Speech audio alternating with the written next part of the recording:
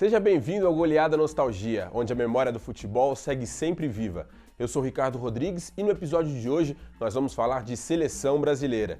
Com os fracassos nas últimas Copas do Mundo, o tema de técnicos estrangeiros veio à tona, todo mundo querendo sugerir um nome de fora do país para melhorar a nossa seleção. Mas será que isso vai salvar o Brasil e colocar a seleção brasileira de novo no caminho dos títulos mundiais? Mas e se eu te disser que não seria a primeira vez que o Brasil teria um técnico estrangeiro? Isso é verdade. Nesse episódio de hoje, nós vamos contar para você a história de Ramon Platero, Joreca e Filpo Nunes, técnicos nascidos em outros países que comandaram a seleção brasileira.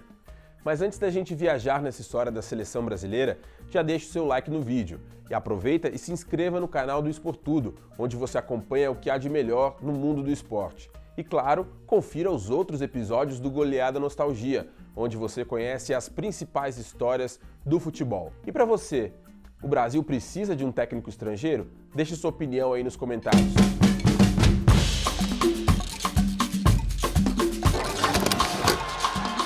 Vamos começar a contar essa história então pelo primeiro técnico estrangeiro do Brasil, o uruguaio Ramon Platero. Ele foi campeão sul-americano em 1917 com a seleção do Uruguai, no campeonato que hoje em dia a gente chama de Copa América. Aqui no Brasil, ele chegou para ser técnico do Fluminense, mas não foi no tricolor carioca que ele se destacou, mas sim em dois rivais do tricolor das Laranjeiras, no Flamengo e no Vasco. O uruguaio chegou ao Flamengo em 1921 e se tornou o primeiro técnico da história do rubro-negro. Até então, o Flamengo era comandado por um grupo de dirigentes ou até mesmo por jogadores. E aí no ano seguinte, ele foi parar no Vasco. Só que, por incrível que pareça, ele não deixou o comando do Flamengo. É isso mesmo, né? Parece loucura, mas foi o que aconteceu. De manhã, ele treinava o rubro-negro e no final da tarde, ele treinava o Vasco. Mas aí no ano seguinte, em 1923, Ramon Platero foi obrigado a tomar uma decisão e escolher um dos dois clubes para seguir no comando.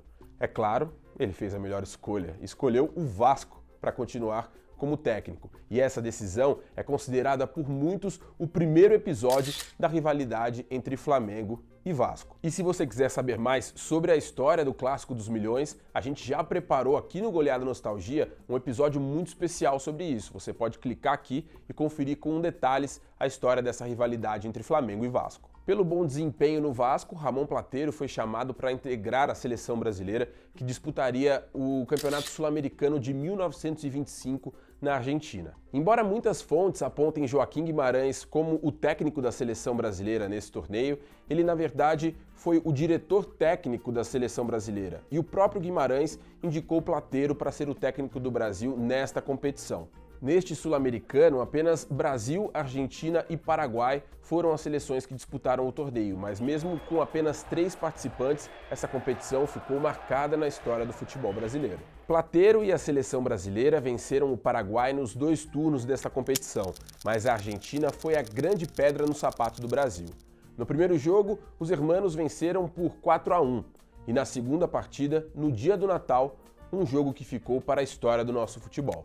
A seleção saiu na frente, fazendo 2-0 com gols de Nilo e Friedenreich. A vitória brasileira garantiria um jogo extra para decidir o campeão, mas em caso de empate ou derrota, o título iria para a Argentina. Foi então que Friedenreich recebeu uma bola livre para fazer o terceiro gol do Brasil, mas aí veio o zagueiro Mutis e deu no meio do atacante brasileiro. Friedenreich não segurou a onda, revidou e o pau comeu na Argentina. Os torcedores argentinos que estavam no estádio invadiram o gramado e agrediram os jogadores da seleção brasileira. Além disso, houve gritos racistas de macaquitos. A confusão generalizada parou o jogo por alguns instantes, mas depois, com os ânimos um pouco mais calmos, o jogo foi retomado. O problema é que o time brasileiro estava completamente nervoso e não teve condições de segurar a vantagem. Os argentinos chegaram ao empate e, consequentemente, ficaram com o título. O jogo foi tão polêmico que o governo brasileiro decidiu proibir jogos da seleção até 1928, com medo que outras confusões pudessem acontecer e abalar as relações do Brasil com os países vizinhos. Ramon Platero terminou sua passagem pela seleção brasileira com 4 jogos oficiais, além de um amistoso contra o Newell's Old Boys, que terminou empatado. Ao todo foram 2 vitórias, 2 empates e 1 derrota brasileira sob o comando do técnico uruguaio. Depois disso, Platero voltou ao Vasco, onde ficou até 1927. Plateiro ficou por muito tempo apagado da memória do futebol, tanto aqui no Brasil quanto no Uruguai. Só depois de sua morte que seu nome foi creditado em todas as conquistas que ele obteve. Até por isso, Ramon Plateiro recebeu o apelido de o Rei Oculto do futebol. Anos depois da saída do Plateiro, foi a vez do Brasil ter o seu segundo técnico estrangeiro e dessa vez o primeiro europeu à frente do cargo. Jorge Gomes de Lima, conhecido como Joreca, nasceu em Portugal, mas foi aqui no Brasil que ele construiu a sua história no esporte. E olha que o Joreca fez de tudo um pouco. Foi jornalista, comentarista de rádio e se aventurou até, no boxe. Ele também foi árbitro e apitou a estreia de Leônidas da Silva, o Diamante Negro, pelo São Paulo. E como os tempos eram outros, anos mais tarde, em 1943, Joreca foi convidado para ser o técnico do tricolor paulista, que naquela época não vivia uma boa fase. A situação era tão ruim que durante uma reunião para a definição do regulamento do Campeonato Paulista daquele ano, um dirigente teria dito que bastava jogar uma moeda para cima e tirar no cara e coroa quem seria o campeão, entre Corinthians e Palmeiras. Claro, dizendo que o São Paulo não tinha nenhuma chance. Ele teria dito, esse dirigente, que o São Paulo só seria campeão se a moeda caísse em pé. Joreca então assumiu o desafio e logo no seu primeiro ano como treinador do São Paulo, levou o tricolor ao título de campeão paulista de 1943, o ano em que realmente a moeda caiu em pé. O português ainda seria campeão estadual em 1945 e 46, comandando um time do São Paulo que ficou conhecido como Rolo Compressor.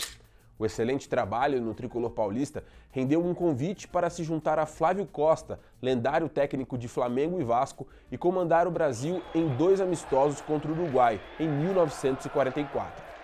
No primeiro amistoso, o Brasil venceu o Uruguai no Rio de Janeiro por 6-1. Esse placar ainda é a maior vitória do Brasil sobre esse grande rival sul-americano. E 3 dias depois, as equipes voltaram a se enfrentar, só que dessa vez em São Paulo. O Brasil levou a melhor outra vez, agora por 4-0. Depois disso, Flávio Costa seguiu no comando da seleção brasileira até a Copa do Mundo de 1950, enquanto o Joreca continuou no São Paulo até 1947. Pelo tricolor paulista, o técnico português somou mais de 160 jogos e conquistou 3 títulos estaduais, se colocando como um dos maiores nomes da história do clube. E o último técnico estrangeiro a comandar a seleção brasileira foi justamente um argentino. Filpo Núñez chegou no Brasil em 1955. Ele passou por Cruzeiro, Atlético Paranaense e vários times aqui do estado de São Paulo até chegar ao Palmeiras em 1964, onde ganhou o seu grande reconhecimento. No Verdão, Núñez criou um sistema tático que era revolucionário para a época e que ele chamava de pim-pam-pum.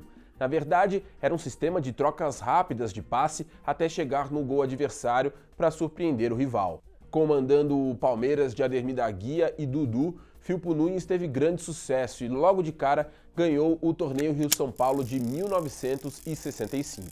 Muitos consideram essa passagem como o início da Academia de Futebol do Palmeiras, um time que ficou marcado como uma das maiores equipes da história do futebol brasileiro. Pela fama de ser um dos melhores times da época, o Palmeiras recebeu um convite para representar a seleção brasileira em um jogo pra lá de especial, a inauguração do Mineirão. Essa foi a primeira vez que um único clube teve a chance de representar o Brasil, com jogadores e comissão técnica. Por ser o técnico do Verdão nessa época, o argentino Filpo Núñez comandou a seleção brasileira neste amistoso contra o Uruguai. No dia 5 de setembro de 1965, o Mineirão teve o seu primeiro jogo, um amistoso entre a seleção mineira e o River Plate da Argentina. Mas foi no feriado de 7 de setembro que a seleção entrou em campo. O Brasil, representado pelo Palmeiras, venceu o Uruguai por 3-0. Filpo Núñez treinaria o Palmeiras também em outras 2 oportunidades. Ele soma ao todo 154 jogos no comando do Verdão e está marcado na história do clube como um dos precursores da academia de futebol. Em sua carreira de quase 50 anos no futebol, Filpo Núñez acumulou mais de 70 passagens por clubes da América do Sul e da Europa. Apesar dessa rica história no futebol, o técnico argentino faleceu no ostracismo em 1999, quando comandava um projeto de futebol para meninas na comunidade de Heliópolis, aqui em São Paulo. Ramon Plateiro, Joreca e Filpo Núñez, um uruguaio, um português e um argentino. Nesse episódio do Goleada Nostalgia, você viu que sim, técnicos estrangeiros já comandaram a seleção brasileira. E você já conhecia algum desses nomes históricos? E será que depois de 60 anos o Brasil precisa de um novo técnico nascido fora do país para voltar a ganhar a Copa do Mundo? Deixe sua opinião aqui nos comentários e vem debater com a gente. Então já deixe o seu like e se inscreva no canal do Esportudo. E claro, siga o Esportudo e o Goleada nas redes sociais para ficar por dentro de tudo que acontece no mundo da bola. Eu sou o Ricardo Rodrigues e vejo você no próximo episódio do Goleada Nostalgia.